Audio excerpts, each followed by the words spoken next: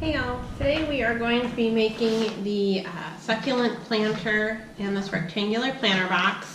It was made in our previous video. You see it's just a pretty basic planter box. We're going to be painting it and then filling it with both candles and succulents, and it will be our dining room table centerpiece. So today we're going to use some chalk finish paint. I chose Waverly Inspiration Chalk. It is agave color. It's like a muted teal. I think it's going to give it just the right amount of pop without being completely crazy and super bright.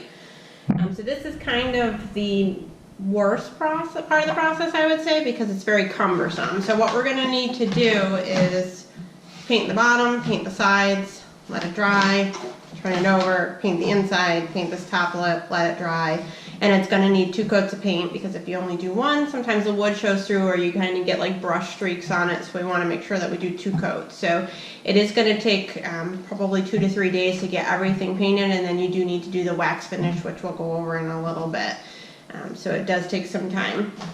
So we're going to start with the bottom. I just have some paper bags to cover up my area so that I don't spill anything. Like I said, I've got my paint here already, and I just put it in just like a little paper bowl, and I'm just going to paint it on there. I tend to use smaller paint brushes just so I can get into the nooks and crannies a little bit better, but of course you could use a wider one if you wanted to. So we'll go ahead and get started with our first coat.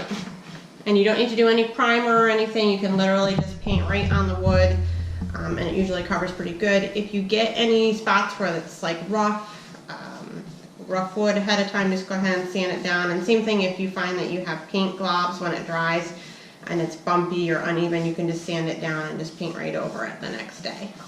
So let's make the magic happen.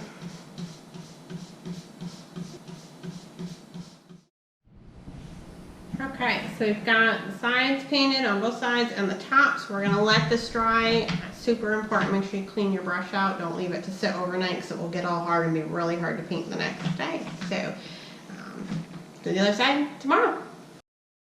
Alright, so the bottom has dried now at this point, so we need to work on the top. When I picked it up off of the newspaper or the paper bags I had it on, I did get a little bit of remnants of that. Just where it had dried on, so I'm just going to sand that real quick just to kind of get that off of there. Doesn't have to be anything major. Remember, again, we still have to do a second coat on the bottom, so it's okay if it's not perfect. So now we just need to paint the inside and the top lip here, and then we will flip it over to do the second coat after it dries.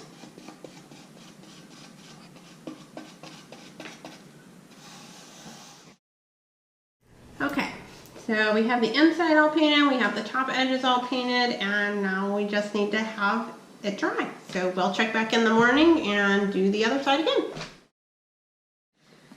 Okay, so we have the entire box painted twice. We've gone over the sides, bottom, inside. So we're on to the final step, which is the wax. I have this Americana Decor cream wax, which I got at Hobby Lobby.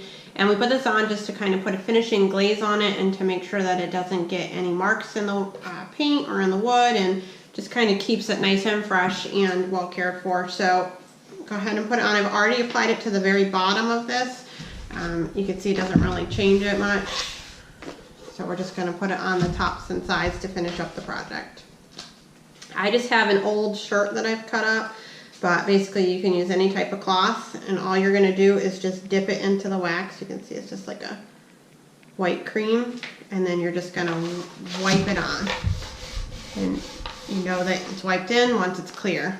It'll have like a white, I'll do it right out here so you can see it's white, and then you just keep wiping it in until it's clear and you're kind of good to go. So you don't need a ton on it, it's just a thin layer. Like I said, it's just to protect that paint.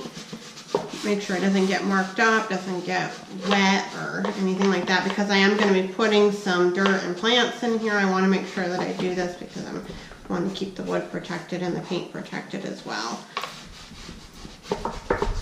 And it will help give it that nice finish to the chalky look when you're done too. So it's just really best to do this in the end.